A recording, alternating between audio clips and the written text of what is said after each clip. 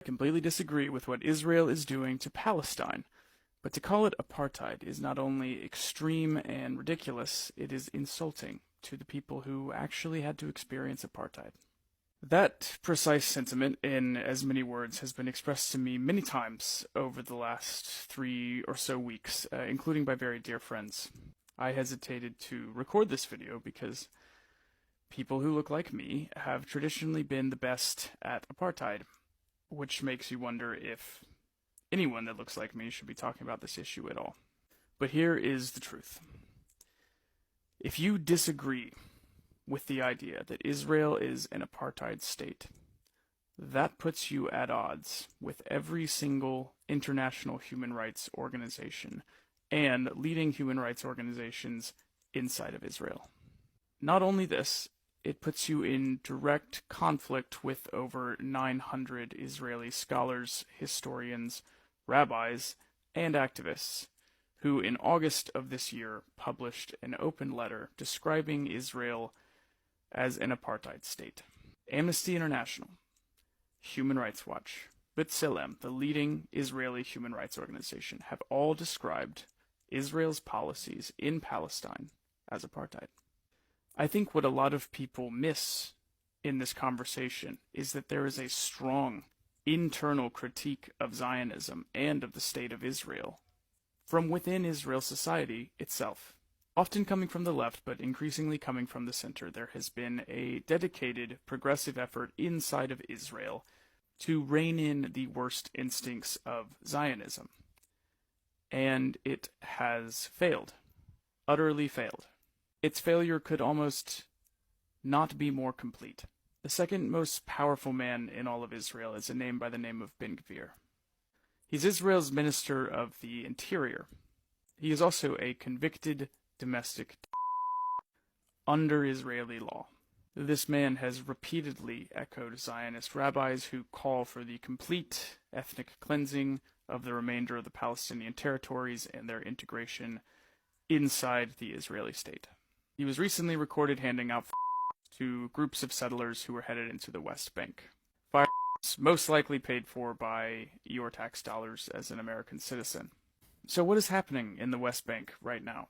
Well, it's important to realize that the West Bank is not controlled by Hamas. They're controlled by the Palestinian Authority, which is essentially a contractor for Israel. And while the world has had its eyes on Gaza, Israeli settlers have been infiltrating areas of the West Bank, which are internationally recognized to be Palestinian territory.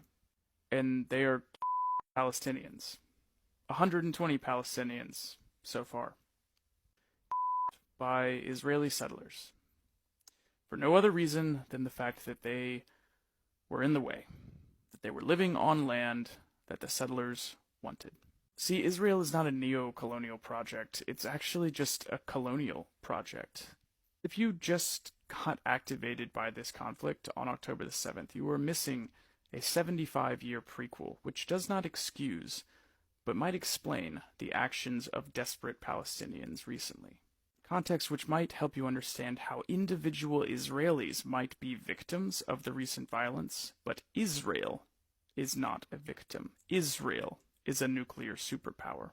What victim do you know that is capable of herding their oppressor into a 25-mile-long open-air concentration camp and then bomb shit with him? The asymmetry in this conflict could not be more visible.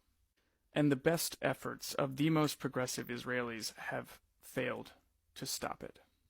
They have failed because of the internal contradictions that come with trying to reform an ethno-state from the inside. It is this failure that has led human rights organizations and Israeli commentators, scholars, and advocates to label Israel as an apartheid state. That is a tough pill to swallow for a lot of people. But it's important to realize that if you disagree with that statement, you are at odds with the world's human rights apparatus.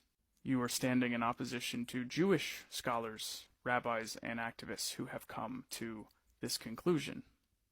And that if you take the side not of Israelis, but of Israel, that you are taking the side of apartheid. I don't think you should take this from me. I'm going to link some resources here in case you want to read more on this.